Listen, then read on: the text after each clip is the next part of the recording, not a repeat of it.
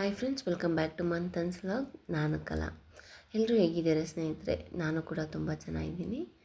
So ಇವತ್ತು ನಿಮಗೆಲ್ಲ ಒಂದು ಒಳ್ಳೆಯ ಯೂಸ್ಫುಲ್ ಆದಂತಹ ಟಿಪ್ಪನ್ನು ನಾನು ಹೇಳ್ತಾ ಇದ್ದೀನಿ.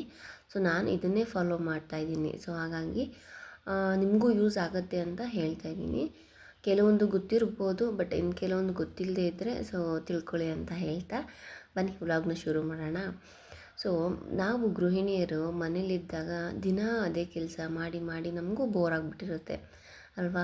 ಯಾರಪ್ಪ ಮಾಡ್ತಾರೆ ಮತ್ತು ದಿನ ಇದ್ದರೆ ಅದೇ ಕೆಲಸ, ಅದೇ ಅಡುಗೆ ಮಾಡು, ಅದೇ ಅಡುಗೆ ಮನೆ ಕ್ಲೀನ್ ಮಾಡು, ಪಾತ್ರೆ ತೊಳಿ, ಇದ್ದಿದ್ದೇ ನಮ್ಮದು ಅಂತ ಒಂದೊಂದು ಸತಿ ಬೇಜಾರಾಗ್ಬಿಡ್ತೀವಿ. ಸೊ ಆ ರೀತಿಯಾಗಿ ನಮಗೆ ಬೇಜಾರಾದಾಗ, ಇಲ್ಲ ಯಾವುದೇ ನಮಗೆ ಇಂಟ್ರೆಸ್ಟೇ ಇಲ್ಲ ಇವತ್ತು ಕೆಲಸ ಮಾಡೋದಕ್ಕೆ, ಯಾರು ಮಾಡ್ತಾರೆ ಅಂತ ಸುಮ್ಮನೆ ಕೂತಿದ್ದಾಗ, ಸೊ ಇದು ಯಾವ ರೀತಿಯಾಗಿ ನಮ್ಮನ್ನೇ ನಾವು ಮೋಟಿವೇಟ್ ಮಾಡ್ಕೊಳೋದು, ಅದ್ರ ಬಗ್ಗೆ ನಾನು ಹೇಳ್ತಾ ಇದ್ದೀನಿ. ಹಾಗೆ ನಿಮಗೆ ಈ ವ್ಲಾಗ್ ಯೂಸ್ಫುಲ್ ಆಗಿದೆ ಅಂತ ಅನಿಸಿದ್ರೆ ಲೈಕ್ ಮಾಡಿ, ಹಾಗೆ ಸಬ್ಸ್ಕ್ರೈಬ್ ಸಹ ಮಾಡಿ ನನಗೆ ಸಪೋರ್ಟ್ ಮಾಡಿ ಅಂತ ಕೇಳ್ಕೊತೀನಿ. ಸೊ ಮೊದಲನೇದಾಗಿ ಏನಿರಬೇಕು ಅಂತಂದರೆ ಪ್ಲ್ಯಾನಿಂಗ್ ಇರಬೇಕು. ಹೌದು.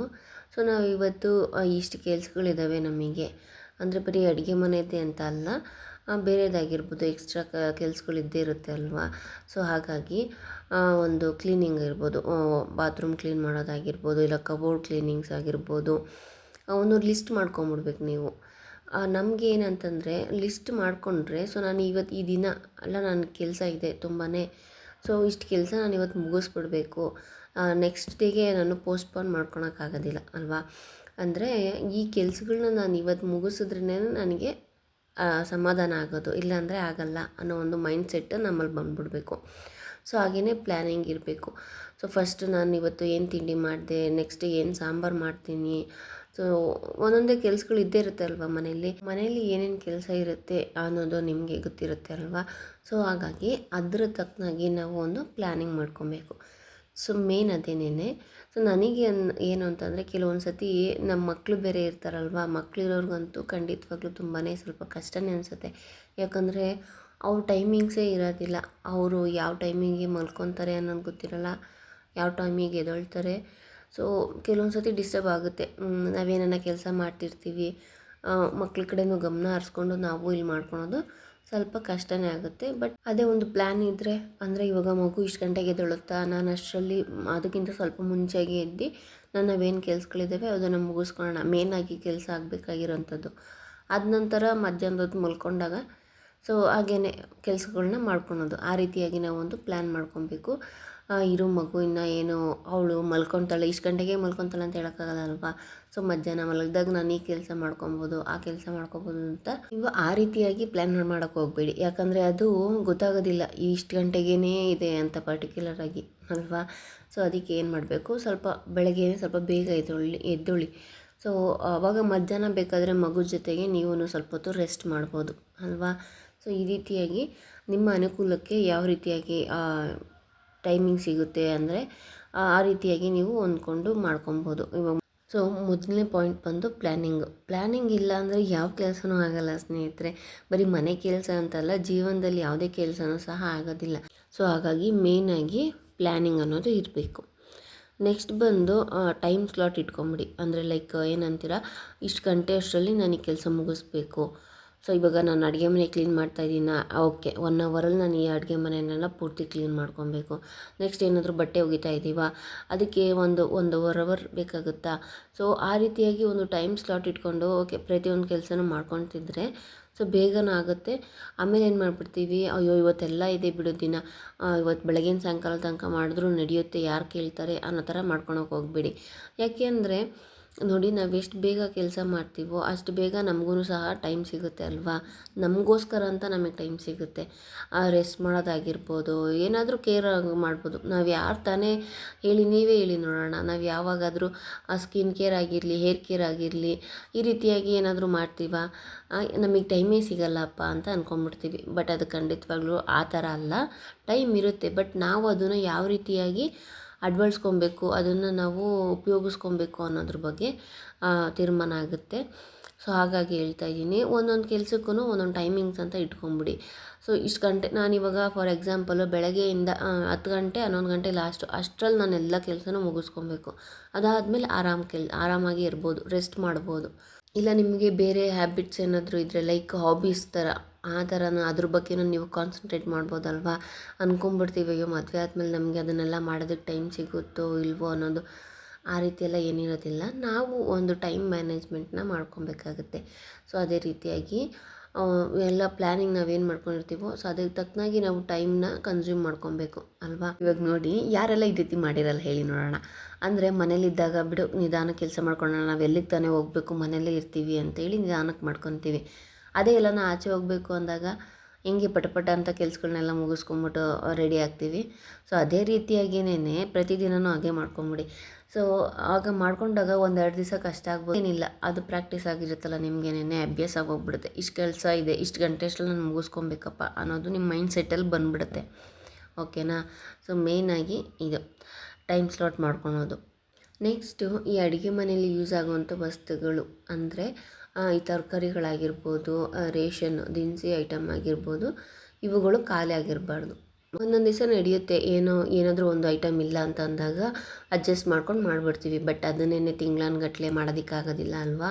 ಸೊ ಹಾಗಾಗಿ ನಮಗೆ ಅಡುಗೆ ಮನೇಲಿ ರೇಷನ್ ಆಗಿರ್ಬೋದು, ತರಕಾರಿ ಆಗಿರ್ಬೋದು ಇದ್ದಾಗ ಏನನ್ಸುತ್ತೆ, ಏನಾದರೂ ಒಂದು ಬ್ರೇಕ್ಫಾಸ್ಟ್ ಆಗಿರ್ಬೋದು, ಅಡುಗೆ ಆಗಿರ್ಬೋದು ಬೇಗ ಮಾಡಿಬಿಡ್ತೀವಿ.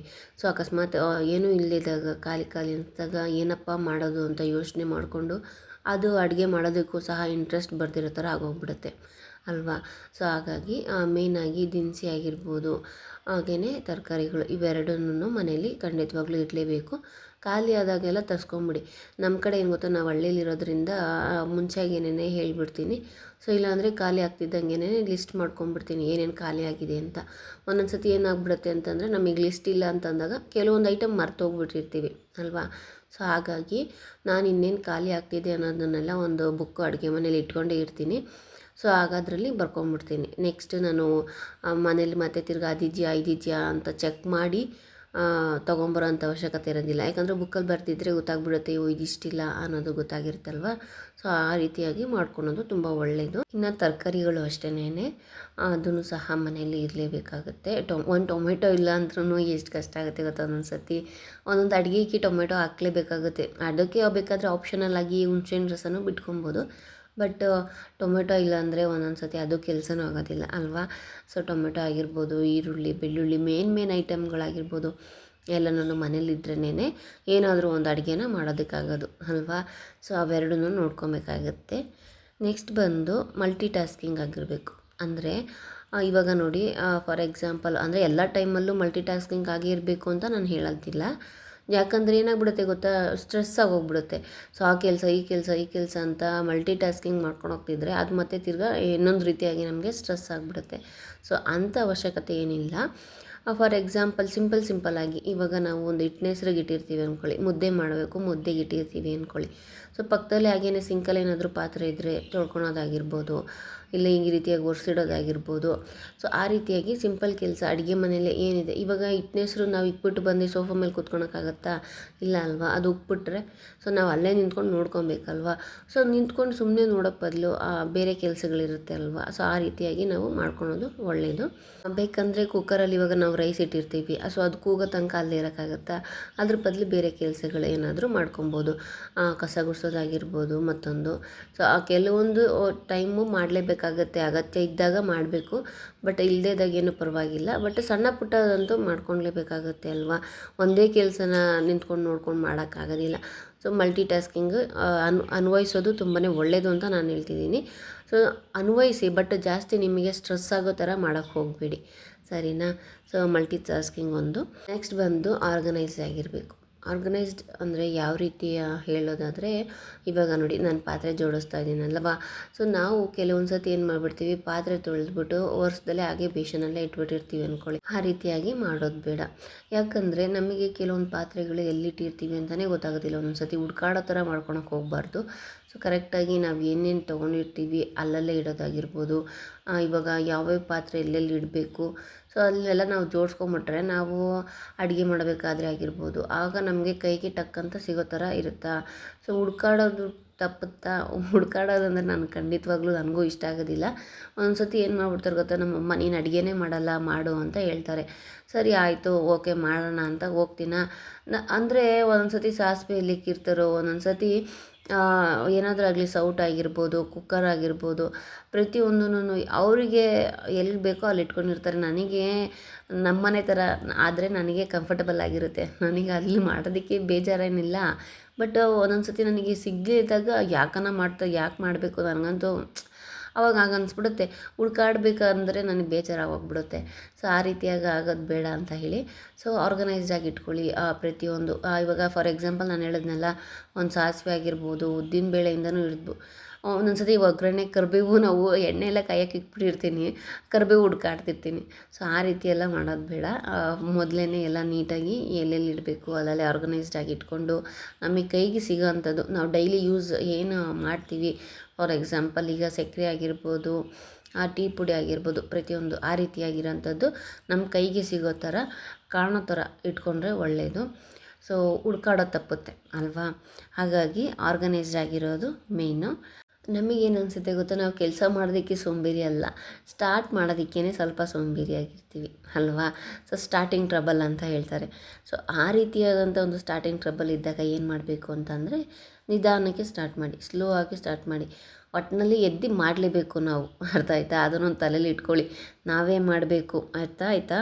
ಸೊ ನಮ್ಮ ಕೆಲಸಗಳವೆಲ್ಲ ನಾವು ಮಾಡೋದು ಬಿಟ್ಟರೆ ಬೇರೆಯವ್ರು ಯಾರೂ ಬಂದು ಮಾಡೋದಿಲ್ಲ, ಅದನ್ನು ನಾವು ತಲೆಯಲ್ಲಿ ಇಟ್ಕೊಬೇಕು. ಸೊ ನಮ್ಮ ಮನೆ ನಮ್ಮ ಕೆಲಸ ಅಂತ ಅಂದ್ಕೊಳ್ಳಿ, ಓಕೆನಾ. ಬೇರೆ ಆಪ್ಷನ್ ಇದ್ದರೆ ಹೇಳಿ ನನಗೂ. ಬೇರೆ ಆಪ್ಷನ್ ಇಲ್ಲ ಸ್ನೇಹಿತರೆ. ಕುಕ್ಕಿಂಗ್ ಆಗಿರ್ಬೋದು, ಕ್ಲೀನಿಂಗು, ಪೂಜೆ ಮಾಡೋದು ಎಲ್ಲ ಮಾಡಲೇಬೇಕು ಅಲ್ವಾ. ಸೊ ಒಂಥರ ಕಷ್ಟ ಅಂತ ಅನಿಸ್ಬೋದು, ಬಟ್ ಆದ್ರೂ ಅದನ್ನೆಲ್ಲ ಮಾಡಿ ಆರಾಮಾಗಿ ಕೂತ್ಕೊಂಡಾಗ ಎಷ್ಟು ಸಮಾಧಾನ ಆಗುತ್ತೆ ಅಲ್ವಾ, ಹೇಳಿ ನೋಡೋಣ. ಸೊ ಅದಕ್ಕೋಸ್ಕರ ಕೆಲವೊಂದು ಸತಿ ಬೋರ್ ಆಗುತ್ತೆ, ಯಾರು ಮಾಡ್ತಾರೆ ಇದೇ ಆ ಕೆಲಸ ಅಂತ. ಬಟ್ ಆ ರೀತಿ ಮಾಡ್ಕೊಂಡಿದ್ರೆ ನಮಗೇನಾಗ್ಬಿಡುತ್ತೆ ಹೇಳಿ, ನಾವು ಒಂಥರ ಸೋಂಬೇರಿತನ ಆಗೋಗ್ಬಿಡುತ್ತೆ. ಸೊ ಅಲ್ವಾ. ಹಾಗಾಗಿ ಆ ರೀತಿ ಮಾಡೋದು ಬೇಡ, ನಮಗೆ ನಾವೇ ಮೋಟಿವೇಟ್ ಮಾಡ್ಕೊಳ್ಳೋಣ. ಅಂದರೆ ಸ್ಲೋ ಆಗಿ ಸ್ಟಾರ್ಟ್ ಮಾಡೋಣ. ಫಾರ್ ಎಕ್ಸಾಂಪಲ್ ಇವಾಗ ನಾವು ಕೂತಿರ್ತೀವಿ, ಒಂದು ಟೇಬಲ್ ಮೇಲೆ ಏನಾದರೂ ಗ್ಲಾಸ್ ಇಟ್ಟಿರ್ತೀವಿ, ಅದನ್ನು ಎತ್ತಿ ಇಡೋದೇ ಇಲ್ಲ, ಹಂಗೆ ಇರುತ್ತೆ ಅಲ್ಲಿ. ಸೊ ಅಲ್ಲಿಂದ ಸ್ಟಾರ್ಟ್ ಮಾಡೋಣ. ಅದನ್ನು ಎತ್ತಿ ಇಟ್ಟು ಅದಾದ ನಂತರ ಅಡುಗೆ ಮನೇಲಿ ಏನೇನಿರುತ್ತೆ ಎಲ್ಲಿಂದ ಸ್ಟಾರ್ಟ್ ಮಾಡಬೇಕು ಅಂತ ಹೇಳಿ ನಿಧಾನಕ್ಕೆ ಸ್ಟಾರ್ಟ್ ಮಾಡಿ. ಆಟೋಮೆಟಿಕ್ಕಾಗಿ ಅದಾದ ನಂತರ ಒಂದೊಂದೇ ಕೆಲಸ ಮಾಡ್ಕೊತೀರ. ಬಟ್ ನಾವು ಸ್ಟಾರ್ಟ್ ಮಾಡಬೇಕಷ್ಟೇನೆ.